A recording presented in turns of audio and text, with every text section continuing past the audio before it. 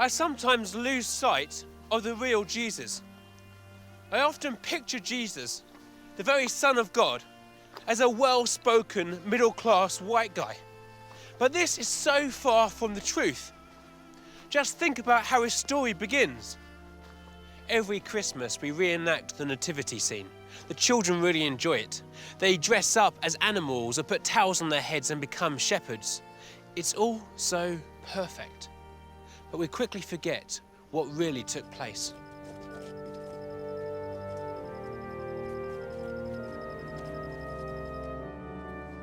We forget that Jesus was a baby, born into rural poverty, under enemy occupation.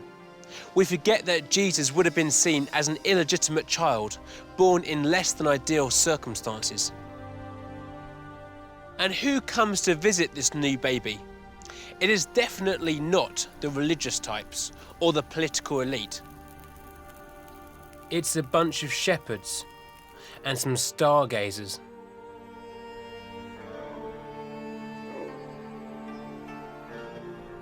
Both of these groups of people were seen as sinners.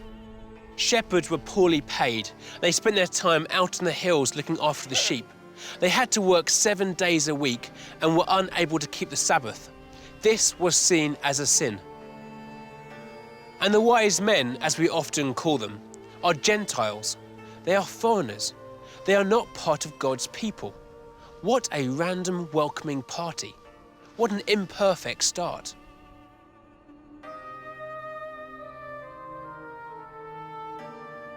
And then, soon after his birth, King Herod wants this new king of the Jews dead, and so he calls for the killing of all baby boys under the age of 2. This is a bloody, violent time in history. Mary and Joseph are forced to flee with their newborn to Egypt. And so Jesus becomes an asylum-seeking refugee. Eventually, they come back to Israel, and Jesus grows up in Nazareth. Now, Nazareth has a certain reputation. It was Loserville. Can anything good come from Nazareth? People asked. Nazareth was the ghetto, and yet Jesus calls the ghetto home. He was poor, suffering under political occupation. He was in need of asylum. He was seen as illegitimate. This Jesus is so different from the plastic one that we create. He was not born into power or status. He was not born with luxury and wealth. He was born in the wrong corner of the wrong land at the wrong time. Jesus was an underdog. And that one simple fact changes everything about how we see ourselves.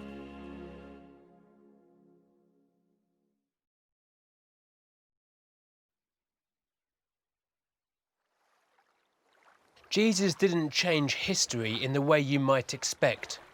There were no armies or wars, just the gathering of outcasts, a gathering of underdogs. The story of Jesus and his disciples begins much earlier, by a lake, a big lake. Now this lake is so big that the locals call it the Sea of Galilee. Now this area was a very fertile area.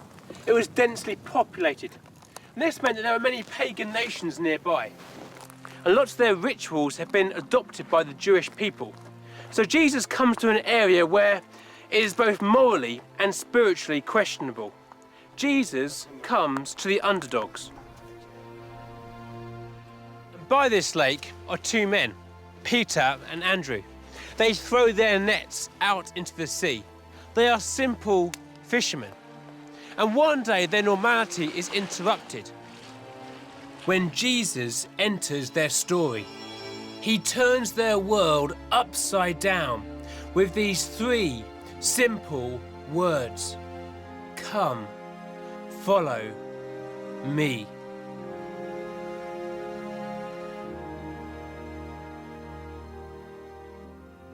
What's amazing about this is that Jesus chooses them. He chooses ordinary fishermen from a dubious part of Israel. There's no formal interview. It's just a simple call. Come, follow me. And they do just that. They leave their home. They leave their family. They leave their profession. And they embark on this journey with Jesus. And as I read this story, I always wonder, why did Jesus choose ordinary fishermen? Perhaps it was because they were bold and adventurous. But if you're going to try and start a movement that will have a global impact, then surely you want people with a good education, people with some spare cash, people from the right part of town. Surely you want people of influence and experience. You don't want underdogs, do you? I think that the choice of disciples that Jesus makes shows us something fresh about who Jesus is. See, on paper, these guys are just fishermen, but Jesus sees their potential. For Jesus, the most important thing is not our ability, it is our availability.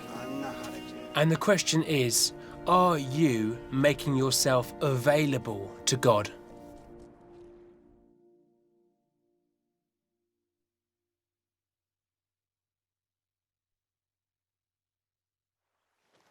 Stories are best when there are twists and turns. And Peter's life story is full of them. He begins this journey of following Jesus. And there are certain times when he gets it so right. When he knows that Jesus is the Son of God. When he dares to walk out on water towards Jesus. When he asks questions and isn't afraid to learn. But there are also times when he gets it so wrong. Like the time when he tries to talk Jesus out of going to the cross.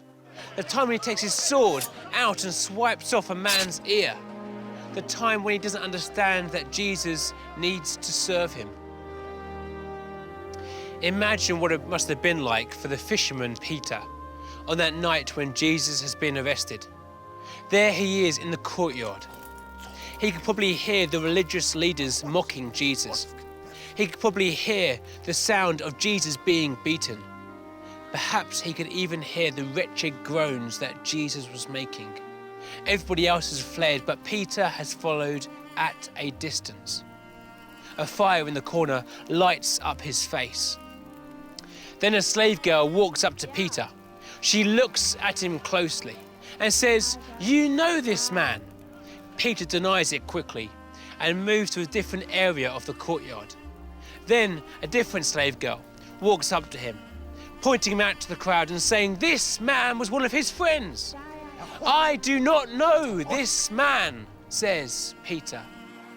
Then, for a third time, an entire crowd come towards Peter. "Surely you know this man. You're from Galilee." "I swear I do not know this man." And then the cockerel crows.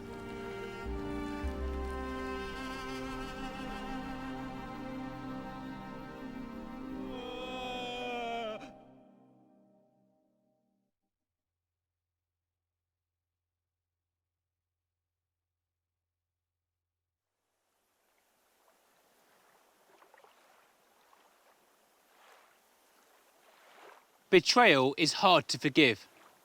Peter wasn't just an ordinary fisherman, he was an ordinary failure. He had let Jesus down at the most critical point of his ministry. But the story doesn't end there. After Jesus has died and risen again, we go back to this big lake, back to the Sea of Galilee, back to where the story began. And it's there that we see one of the most amazing stories of reconciliation in human history. Peter has returned home to a world that is familiar to him. He has returned to what he knows best, fishing. And there, on the beach, with a barbecue, is Jesus. The moment Peter realizes that it's Jesus, he heads to shore as fast as he can.